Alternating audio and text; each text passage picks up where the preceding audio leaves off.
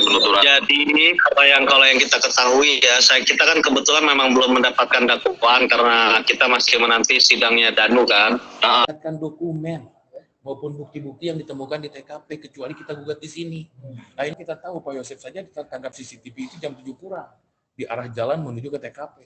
Itu ternyata bukan wawancara saja tukang serabi yang melihat keberadaan Pak Yosef pagi-pagi, tetapi ada 3 orang lagi yang menyaksikan Pak Yosef ada antri beli di serabi.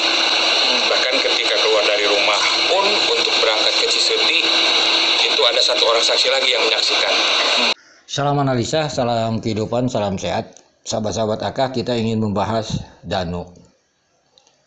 Kalaulah kita menganalisa AK, tentu keterangan ATS hanya selevel istilahnya keterangan Danu maupun rekonstruksi. Sedangkan Rohman sudah naik level, yaitu bicara keterangan Danu di BAP. Kan ini duduk permasalahan, terjadi pro dan kontra gitu.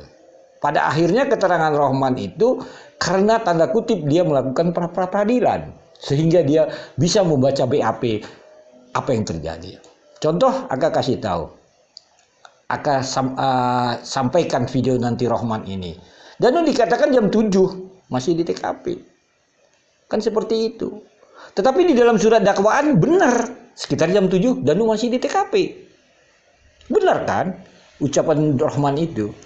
Misalnya Pak ATS mengatakan kala itu Danu masih sebelum subuh kan sudah pulang. Itu kan perkataan Danu. Tetapi pasti ada perubahan-perubahan itu. Kan seperti itu. Bagaimana Danu bisa mengatakan dia pulang subuh sedangkan Amel belum dinaikkan ke dalam mobil Alphard? Sebab di sini ada 2 konteks. Di saat menaikkan Amel itu Arigi Abi sudah hilang. Ini bukan kata kita, kata Danu loh. Kan seperti itu. Nah, jadi di sini perubahan-perubahan itu tentunya, contoh di awal Danu hanya melihat dan sebagainya. Nanti lihat keterangan Rohman itu. Kita juga dengar Danu hanya di pertama itu hanya digerasi dan sebagainya, nggak mendengar dia memukul. Tapi tahap penyidikan itu ternyata Danu memukul, kan seperti itu. Ternyata Danu tidak pulang subuh. Ini kan fakta-fakta yang kinerja dari penyidik itu. Lalu nanti apakah mungkin Danu berubah? Ya mungkin, karena Danu suka berubah gitu kan. Kita bisa ambil contoh misalnya di pengadilan nanti. Kalau Rohman mengatakan bahwa Danu sekitar jam 7 masih di TKP sedangkan Yosef menuju TKP sekitar jam 7 kurang. Pertanyaannya, ini kan harus dibuktikan dengan siapa Danu di TKP gitu. Kalau Yosef memang terpantau jam 7 kurang mau ke TKP, tidak mungkin dong Yosef ada 2 gitu. Itu kan ada, kita lihat dulu pemberitaan viral diduga Yosef menaik Scoopy, jaket merah dan sebagainya. Begitu juga dari keterangan Rohman di Kompas TV.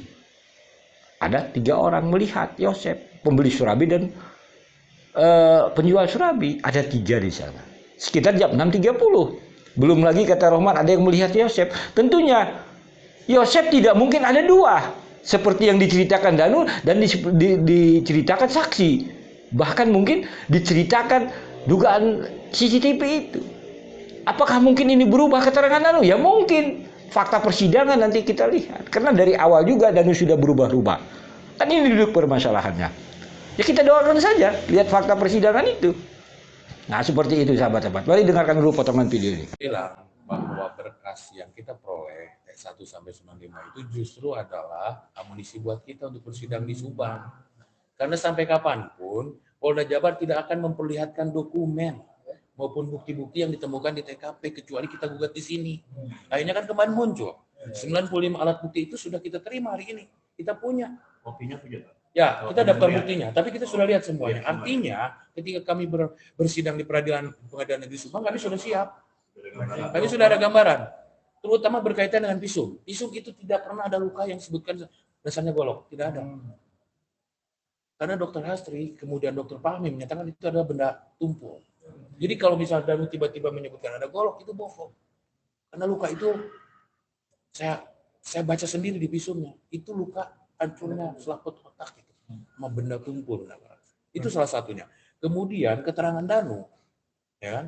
Keterangan Danu itu ada tanggal 23 September 2023. Kemudian itu keterangan saksi terakhir. Di mana di keterangan saksi terakhir itu awalnya dia bercerita bahwa Danu itu mencari angin jam 3.25. Menurut keterangan Danu dan keterangan saksi. Kemudian datang ke TKP dan di TKP sudah ada banyak orang. Kemudian dia masuk mengendap-endap. Dia melihat kejadian yang ada di TKP, tetapi orang yang di TKP tidak mengetahui kedatangan Danu. Padahal itu setengah 4 subuh katanya. Keterangan itu dibuat oleh Danu pada tanggal 23 September 2023. Dan itu diralat pada tanggal 16 Oktober. Ketika Danu sudah jadi tersangka. Bahwa keterangan yang ke belakangnya dicabut. Artinya semua skenario Danu dari awal itu bohong. Apakah sekarang keterangan tersangkanya benar atau tidak? Mana kita tahu. Selama ini dia berbohong terus. Nah, di dalam keterangan sebagai tersangka, Danu sudah diperiksa. Dan seperti rangkaian peristiwa yang ada di dalam rekonstruksi. Yang lucunya, menurut keterangan Danu di dalam keterangan tersangka itu, Danu ada di TKP sampai jam 7 pagi. Jam 7 pagi-pagi Danu masih ada di TKP. Nah, inilah yang jadi pertanyaan kita. Sementara kita tahu Pak Yosef saja tertangkap CCTV itu jam 7 kurang di arah jalan menuju ke TKP. Bagaimana Danu dan Pak Yosef ada di TKP? Masih banyak kejanggalan yang berkaitan dengan materi persidangan.